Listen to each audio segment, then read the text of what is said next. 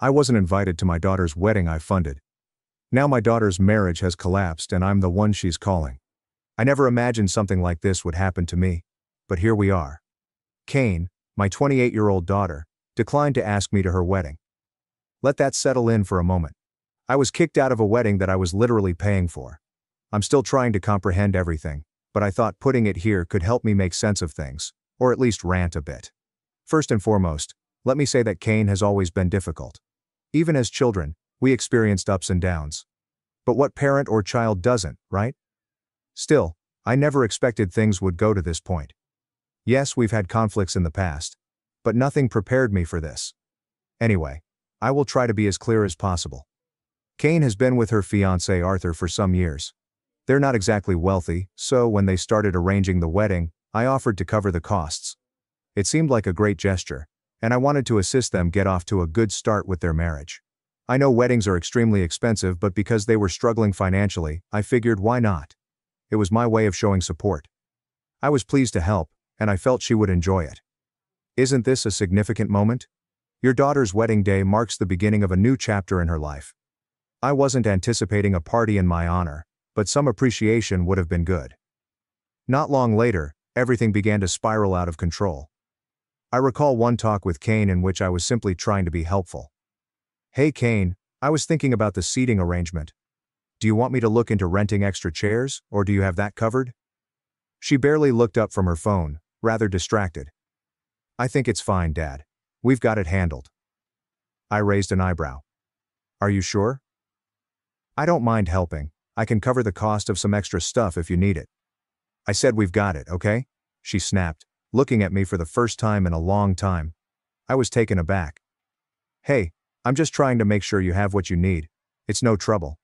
She huffed, rolling her eyes. Well, we don't need you micromanaging everything, okay? We're good. Small things like these started to mount up. I wasn't asking for much, I was simply trying to help. I couldn't understand why she was so short with me when I was only trying to help. Fast forward a little, and the wedding planning appeared to be going very well. Kane appeared to have everything under control. I didn't get too caught up in the specifics. I didn't want to intrude. I trusted her to handle things.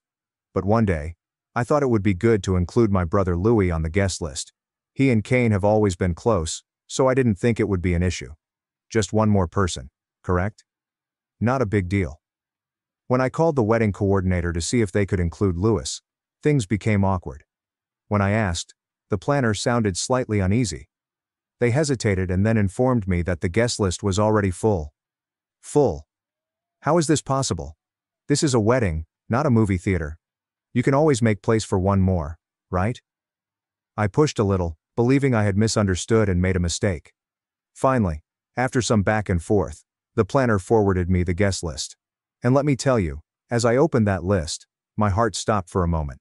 I was not on it. Neither was Liliana, my wife. At that moment, I was more than bewildered. I assumed it had to be an error. How could my own daughter leave me out of her wedding guest list? Especially because I am the one paying for it. That made no sense. So I contacted the planner back, attempting to remain cool despite my rushing thoughts. I asked them directly, why aren't we on the guest list? The planner hesitated again before dropping the bomb. They informed me Kane had specifically instructed them not to invite me or Liliana. To add insult to injury, she requested additional security to ensure that we could not even enter the venue if we attempted. I just stood there, startled. I couldn't believe what I heard. To learn that my own daughter was organizing her wedding behind my back, and that she had hired security to keep me out. I mean, what the heck? At that point I was outraged.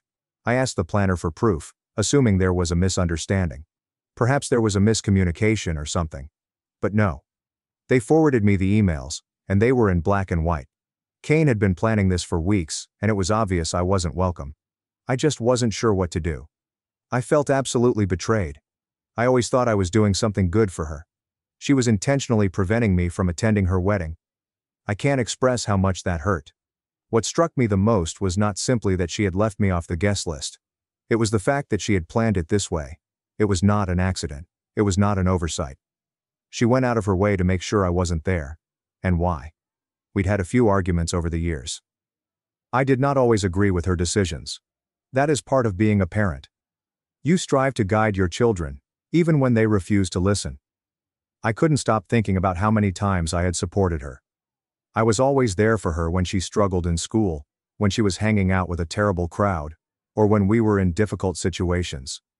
Even when she was upset with the world, I tried to be someone she could rely on, and now she's keeping me out of one of the most important events of her life. And I don't know why. I do not want to be the victim here, but it felt like a slap in the face. A cool, planned slap. I've seen her become irritated with me over minor issues, but she always comes around eventually. It felt strange. This felt permanent. After hanging up with the planner, I just stood there staring at the email. I must have read it 100 times, expecting to find something that made sense of it all, but nothing did. The more I thought about it, the angrier I became. However, there was also a deep melancholy mixed in with the rage. It's difficult to define, but there's a sensation that comes over you when you realize your own child does not want you in their life. I kept asking myself what I'd done to deserve this. What could have gotten her this far? Sure, we've had our arguments, but I never imagined it would come to this, blocking me from her wedding and making sure I couldn't even attend if I wanted to. It was as if she were punishing me. But for what? I wish I could say that this section of the story had a magnificent finale, but it does not. I was left stunned, puzzled, and heartbroken. I wasn't sure what my next step would be, but one thing was certain. It wasn't just about the wedding anymore. It was something far deeper, and I didn't know how to cure it. Well, after obtaining the guest list and not seeing my name anywhere, I was furious. I couldn't simply sit on that information and do nothing.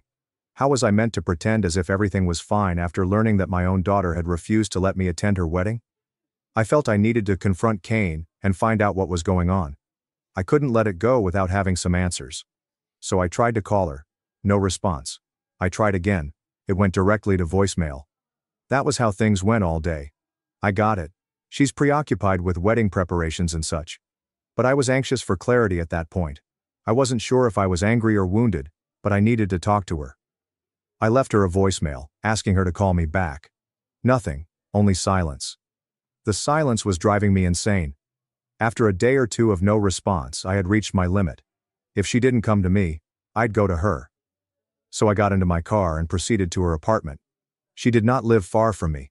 To be honest, I had no idea what I was going to say. I knew I needed to talk to her in person. I thought she might be able to explain it. Perhaps we can speak it out. Or maybe I was foolish, expecting her to have a reasonable explanation for everything. I was pumped up with adrenaline when I arrived at her apartment. My thoughts were full of things I wanted to say, but I had no idea what to anticipate. I knocked on the door, and after what seemed like a lifetime, Cain answered. She stared at me as if she expected this confrontation and wasn't surprised I was there. That made me extra upset, but I tried to remain composed. There was no need to go crazy from the start, right? We remained there for a bit, and then she simply inquired, "What do you want, Dad?" As if I were an unexpected visitor. I informed her right away. "I want to know why my name isn't on the guest list. Why the hell did you block me from your wedding?" She sighed, rolled her eyes and remarked, "I knew you'd find out eventually." That infuriated me even more. I asked her again, trying to keep my voice steady, but it was shaking by this time. "Why, Cain? Why would you do this?" She said, "I saved you the trouble of having to show up." She stated it nonchalantly, like if the whole incident was no great deal. I was standing there, about to burst, and she was acting as if it were any other Wednesday afternoon. "I'll send you the pictures if I have time," she said with an apathetic shrug. That was when I lost it. I couldn't hold back any longer. "What the hell is wrong with you?" I exclaimed. I was shaking, full of wrath and disappointment. Is this how she treated me after everything I had done for her? I didn't get it. How could a daughter refuse to allow her own father to attend her wedding and then act as if nothing happened? But it did not end there. She still had more to say, and none of it was positive. She began reciting all the reasons why she believed I deserved to be left off the guest list. She claimed I was never on her side, that I was always against her, and that I flaunted Liliana, my wife and her stepmother, in front of her. She even brought up topics from years ago, which I believed we had gone over. She mentioned moments when she needed me to stick up for her but I didn't, such as when she got into a fight with her cousin, or when she was having problems at school. I am not going to lie. Sometimes I couldn't defend her. She wasn't always correct, and I wasn't going to defend her when she was clearly incorrect. I tried explaining it to her, But she didn't listen. She was sure that I had been against her for years, that I had abandoned her, and that the entire wedding was her method of getting back at me. She even mentioned stuff from her younger years, such as the time she was caught with medications. Yes, she went through difficult times, but I was there for her. I supported her through it all, even when it was difficult. I didn't abandon her when she needed aid. I attempted to guide her, get her the assistance she required, and keep her on the correct course. But clearly, none of this mattered. In her mind, I had failed her in all the ways that mattered. Standing there, listening to her vent all of her rage, I realized how deep her animosity was. It wasn't only about the wedding. I had no idea she was hiding years of pent-up frustration. And the way she was flinging it all at me now, as if it was my fault she was so twisted up, was simply too much. At some point, I began to cry. I hadn't even planned it. It's just happened. I practically begged her. What did I do that was so terrible, Kane? Why are you treating me like this?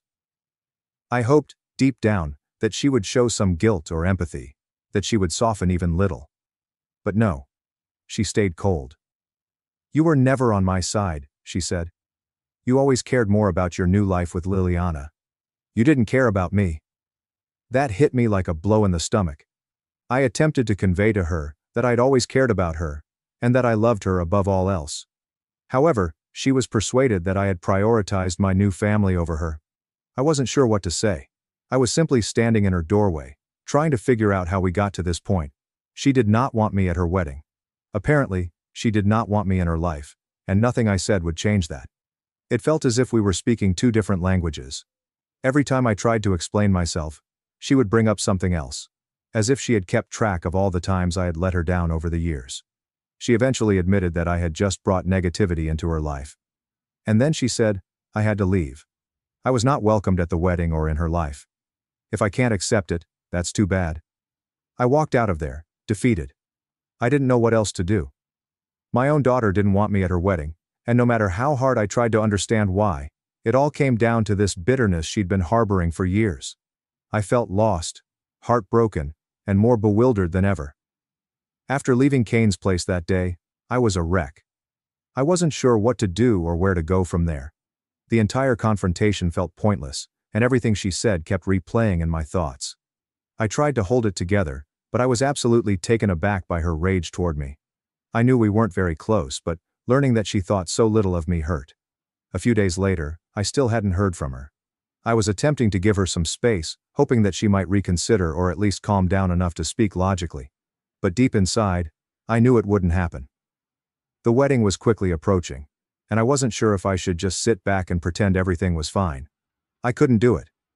I was at home with my wife, Liliana, explaining all that had transpired. Liliana has always been patient with Kane, far more so than I have been, but even she was fed up at this point. She told me it was time to stop allowing Kane to walk all over me. She was correct. I'd spent so long trying to make Kane happy and keep our relationship peaceful, but it never seemed to be enough. It felt as if no matter what I tried, I could never win. That's when I made the life-altering decision. I couldn't keep paying for a wedding that I wasn't invited to. Think about it. I was paying for this massive celebration, including the location and food, and I wasn't even permitted to attend. It appeared ludicrous to me. And when I thought about it, I realized Kane didn't care. She didn't care whether I was wounded. She didn't care how much money I had spent. She didn't care about anything other than herself. So I picked up the phone and contacted the venue. I told them to cancel everything. I knew I wouldn't get my deposits back, but at that point, I didn't care. It wasn't about that anymore. I couldn't bear the thought of her going ahead with this wedding while I was treated as if I didn't exist. I had to draw a line, even though it hurt. The venue management was taken aback when I urged him to cancel. I suppose it isn't every day that someone cancels a wedding, especially so close to the date. But I did not hesitate. I urged him to tell the caterers, decorators, and everyone. She paid the wedding planner. I know some will accuse me of being petty, that I should have simply let her have her wedding and dealt with the consequences afterward. But here's the thing. It wasn't all about the wedding. It was about respect. I was her father, yet she treated me as if I didn't matter. I wasn't going to stand there and let her use me. I was not going to be her doormat longer. After making the call, I sat down with Liliana, and we discussed it. She fully backed my decision. She said something that I'll never forget. If she doesn't respect you enough to invite you to her wedding, she doesn't deserve your money. And she was correct. For years I had sacrificed everything for Kane, always attempting to be the greater person and always giving in. But it was enough. The following day, things really began to unravel. The wedding planner called, frantic, saying they couldn't get into the site to begin setting things. Apparently, the venue staff had already begun tearing everything down. When Kane found out, I can only imagine her reaction. I wasn't there to see it, but a friend described it as complete chaos. Guests were bewildered, vendors arrived with nowhere to set up, and no one knew what was going on. Kane tried contacting me, but I didn't answer. I wasn't in the mood for another screaming match, and I didn't owe her any more explanations. She made her decision, and now she had to face the consequences. I knew she would be furious, but after everything she had put me through, I didn't mind. Let her work things out. That following night, she arrived at my residence. I wasn't very surprised. Kane isn't the type to let go. But I was not going to have another face-to-face confrontation with her. I needed space. Therefore I had already altered the gate code so she couldn't walk in. I wasn't hiding or anything, but I wasn't going to let her come in and yell at me. I'd had enough with her words. She hammered on the gate for a long time, yelling at me to come out. I sat inside and listened without replying. There was nothing more to say. She'd made it clear where we stood, and this was my way of saying I wasn't going to keep letting her take advantage of me. Finally, she gave up and departed. But I knew it was not over. Later I spoke with my parents, and they weren't pleased with how I handled everything. They would remark things like, "You can't be so hard on your own daughter. Parents should never abandon their children, no matter what." I understood where they were coming from, but they didn't see what I'd endured over the years. They didn't witness her persistent disrespect, attitude of entitlement, or the way she handled Liliana and myself. They thought I was being overly harsh, but I was not going to change my views. I was not going to tolerate Kane's actions any longer. The entire situation left me with mixed feelings. On the one hand, I knew I had done the right thing by advocating for myself. But on the other side, she was my daughter. No matter how badly she damaged me, I still felt a sense of remorse in the back of my mind. I kept wondering, had I gone too far? Should I have just let her have her wedding and dealt with everything afterwards? But then I remembered how she looked me in the eyes and said she didn't want me there. That was the moment I realized I couldn't continue sacrificing myself for her. So, that's how it ended up. Kane's wedding plans were in tatters, and I wondered whether there was ever a hope of reconciliation. But at the end of the day, I needed to protect myself. I needed to keep my peace, even if it meant losing my kid in the process. And I honestly don't regret it. I expected some blowback from the wedding cancellation, but I had no idea how rapidly everything would crumble. The wedding planner called me in utter distress the day after I canceled the venue. He began off politely, attempting to explain the problem, but it was clear he was losing control. The venue had already begun shutting down operations, and the caterers and decorators were unable to enter. Apparently, when they arrived at the venue that morning, security showed them the cancellation email I had sent, and that's when everything broke apart. He was calling to see if there was any way to save the situation, but I was done being polite. I opened up to him. "I'm not paying for anything. The wedding can go to hell. As far as I'm concerned, it doesn't exist anymore." He sputtered, attempting to reason with me, but I refused to budge. I'd made my decision, and I wasn't going to be pushed simply because everyone else was losing their heads. He kept talking about how the suppliers needed to be paid and how there was still time to remedy things if I just paid the remaining bills. I broke him off and said, "That's not my problem anymore. You'll have to talk to Kane about it." I then hung up. Part of me felt sorry for him. He was simply doing his job. But this scenario was no longer my mess to clean up. Kane had made it clear that she did not want me involved, so I am giving her precisely what she requested. I wasn't going to continue being the one to repair things. What happened next, I didn't find out till later. But allegedly, when Kane got to the location and discovered that everything had been canceled, she completely lost it. I mean, a complete meltdown. According to what I've heard, she arrived expecting to find everything set up and ready to go, but instead found the space empty. No tables, decorations, caterers, or anything. Just a barred gate, and a perplexed security guard told her she couldn't enter. She tried to phone me again, but I had already blocked her number. I wasn't going to cope with another scream match. I suppose she assumed I was bluffing or that I would back down at the last minute. However, When she understood I was serious, things quickly escalated. When security told her she couldn't enter, she exploded. According to what I've been told, she began shrieking at the security officers, demanding to be let in, even threatening to sue the venue, which, let's be honest, was not going to get her anywhere. She attempted to push her way in once, which prompted the guards to call the cops.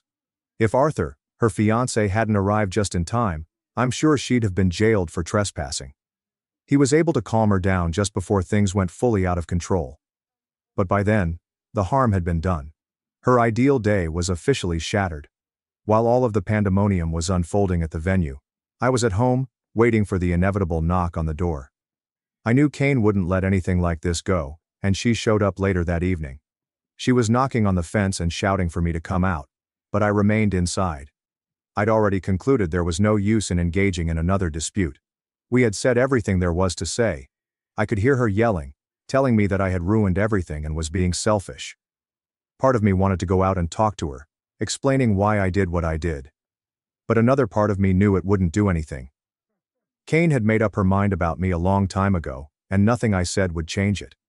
So I stayed inside and let her vent, till she finally gave up and left.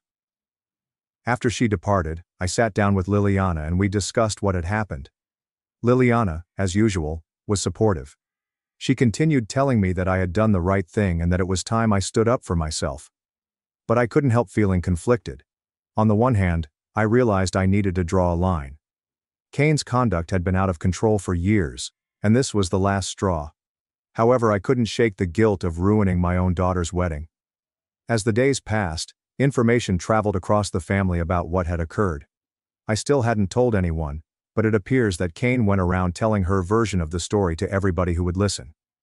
I immediately had calls from family asking why I had done it, why I couldn't simply let her have her day. My parents were really disappointed.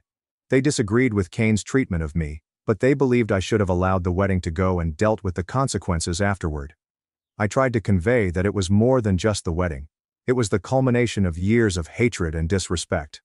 I couldn't keep being the one who fixed things, especially since she didn't want me there in the first place. I said they didn't understand. To them, it was just another father-daughter disagreement that could be resolved with time. But, to me, it felt much greater. It was more than simply a brawl. It felt like a watershed moment in our relationship, and I wasn't sure how to proceed. The remainder of the week was calm.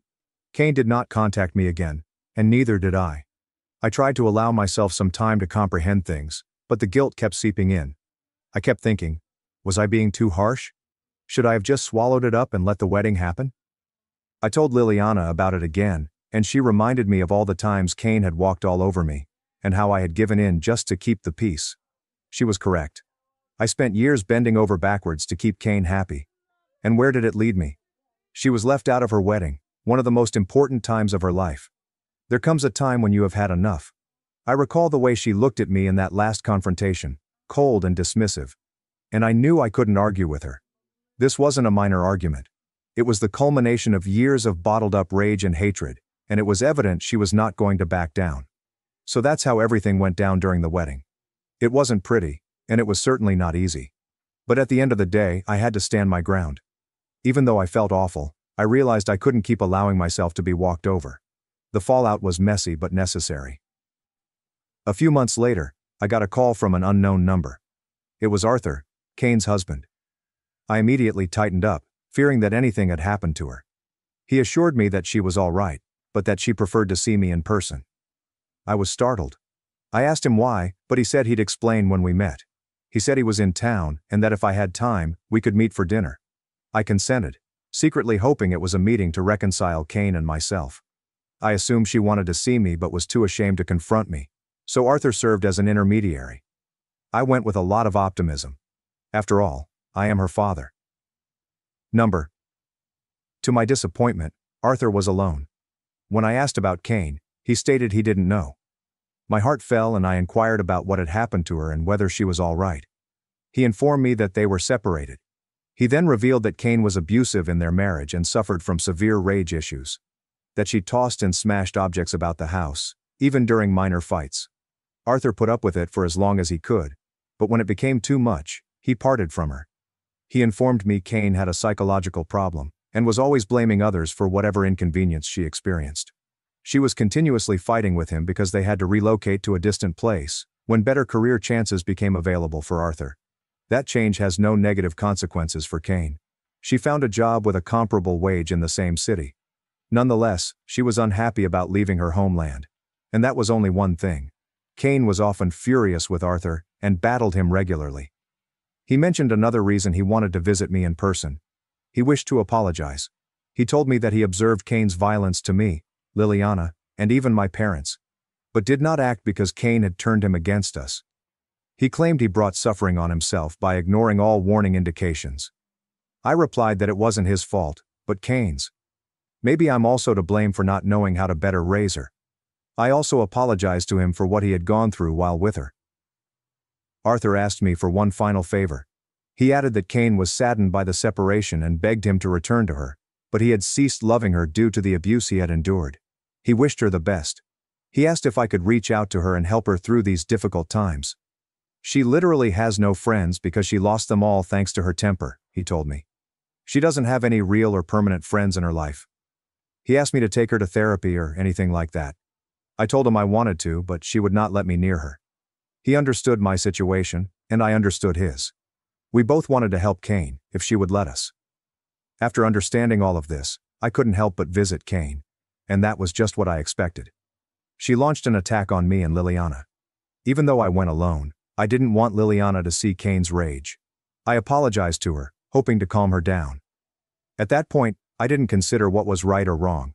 She was going through a difficult moment, and I wanted to help. I told her she could curse me all she wanted, but she needed to go to a therapist first. She refused to listen, and began bringing up things from the past. She yelled that she despised Liliana so much that she wanted to murder her. She stated she didn't want us at her wedding because she was embarrassed to introduce Liliana as her stepmother. She was ashamed of Liliana, as well as of my marriage to her. She refused to listen to me and threw me out of the house. She blamed me for all of her problems in life. I got up and said, I tried. But now I won't try again. There is a limit to patience, and I just exceeded it. Have a nice day, Cain. Then I walked out. Slowly. Deliberately. Without looking back. I did not bang the door. I did not raise my voice. I've just departed. Because there was nothing more to say. She had expressed her feelings clearly. So did I. It had been 2 years since that day. In that time, I've repaired aspects of myself that I hadn't even realized were broken. I stopped explaining. I stopped justifying. Most importantly, I gave up hope. Whenever someone attempts to bring her up, whether it's a question, a rumor, or a casual comment, I quickly shut it down. I simply respond, I'd rather not talk about that, and leave it at that. I no longer owe anyone an explanation. I'm at peace with my decision. I sleep better. I can breathe easier. Liliana and I are still together. A few days ago, my mother called. Her tone was soft and cautious, as if she was unsure where to begin. Gavin, I thought you should know. Cain's in a mental health center. I did not respond. I just listened.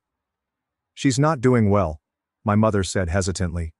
They say she's struggling emotionally, mentally. Nonetheless, I said nothing. Finally she said, Do you think you'll go see her? I paused.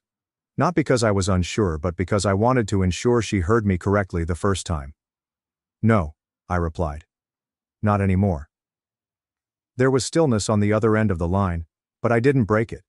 I'd spent far too much of my life filling gaps that weren't mine to fill. I'm not saying this in anger. I say that with acceptance. I tried again and again. I tried. But attempting turned into survival. Surviving became surrender. There comes a time when you have had enough. And for me, that moment arrived a long time ago.